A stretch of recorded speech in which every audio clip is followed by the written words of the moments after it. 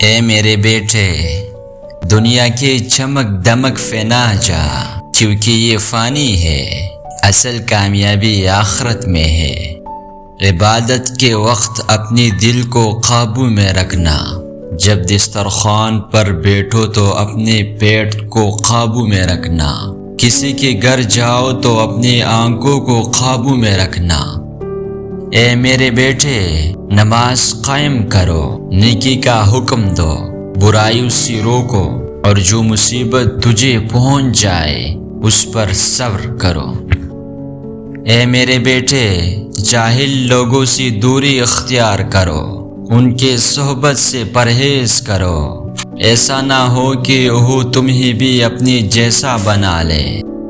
اے میرے بیٹے، برے لوگوں کی صحبت سے بچو، کیونکہ صحبت انسان کے اخلاق کو بدل دیتی ہے۔ اے میرے بیٹے، اگر کسی کو دوست بنانا چاہتے ہو تو دوست بنانے سے قبل اسے غصہ دلاؤ۔ وہ غصے میں اگر اعتدال کا رویہ اختیار کرے تو پھر ہی اسے دوست بنانا، ورنہ وہ شخص دوستی کا قابل نہیں ہے۔ اے میرے بیٹے، اللہ کے ساتھ کسی کو شریک مت ٹھہرا، بے شک شرک بہت بڑا ظلم ہے۔ موت ایک کھلا راز ہے، کھلا اس لیے کہ ہر شخص جانتا ہے کہ موت ہر حال میں آئے گا، اور راز اس لیے کہ کوئی بھی نہیں جانتا کہ کب، کہاں اور کیسے۔ بے وقوف شخص کے لیے نصیحت کا سننا اتنا ہی مشکل ہے جتنا بوڑھی شخص کے لیے پہاڑ کی چڑھائی چڑھنا۔ میں نے زندگی میں 300 سال مختلف دواؤں سے لوگوں کا علاج کیا، لیکن اس طویل تجربے کے بعد میں نے سیکھا کہ بہترین دوا محبت اور عزت ہے۔ دولت تقسیم کی جائے تو کم ہوتی ہے، علم بانٹا جائے تو بڑھ جاتا ہے۔ اے میرے بیٹے، اپنی دل کو حسد، بغض اور کینہ سے پاک رکھو، کیونکہ یہی چیزیں انسان کو ہلاکت میں ڈال دیتی ہے۔ حکیم لقمان سے پوچھا گیا، سب سے بڑا عالم کون ہے؟ جواب دیا، جو دوسروں کے علم کے ذریعے اپنے علم میں اضافہ کرتا ہے۔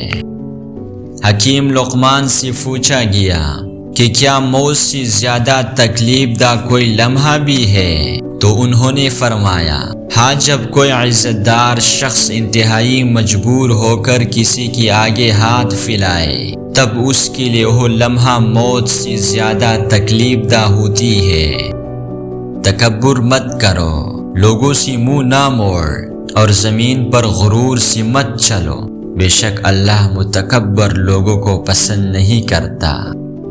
خلوص جاہل کو عالم میں بدل دیتا ہے، اور خود غرضی بڑے سے بڑے عالم کو جاہل کر دیتی ہے۔ بچپن کا علم پتھر کی لکیر ہوتا ہے۔ عورت کے ہمدرد صرف 4 قسم کے لوگ ہیں، باپ، بھائی، شوہر اور بیٹا۔ باقی کسی سے ہمدردی کی امید عورت کے لیے خطرناک ہے۔ ہم وہ سارے کام پہلے کر لینا چاہتے ہیں جو ہمارے نفس کو پسند ہے، اور وہ سارے کام زندگی کے آخری حصے کے لیے چھوڑ دیتی ہے جو اللہ کو پسند ہے۔ جاہل، سست اور کاہل آدمی سے ہمیشہ دور رہنا بہتر ہے۔ میں نے لوہا پتھر سب اٹھائے، لیکن قرض سے زیادہ بوجھل چیز کوئی نہیں اٹھائی، اس لیے اپنی زندگی میں جتنا ہو سکے قرض سے بچنا۔ میں نے عقل بے وقوفوں سے سیکھی ہے، جن کاموں سے وہ نقصان اٹھاتے تھے میں ان سے پرہیز کرتا تھا۔ اے میرے بیٹے، کبھی کسی سے حسد نہ کرنا، اور حسد کرنے والے سے ہمیشہ بچنے کی کوشش کرنا۔ میں تمہیں حسد کی 3 علامتیں بتاتا ہوں۔ پیٹھ پیچھے لوگوں کی غیبت کرنا، لوگوں کے سامنے ان کی چاپلوسی کرنا، دوسروں کی مصیبت پر خوش ہونا۔ وقت کی اگر قیمت ہے تو وہ اس کا صحیح استعمال ہے۔ ہمیشہ کم کھاؤ، بھوک رکھ کر کھاؤ، کیونکہ جب پیٹ خوراک سے بھر جائے تو دماغ سو جاتا ہے۔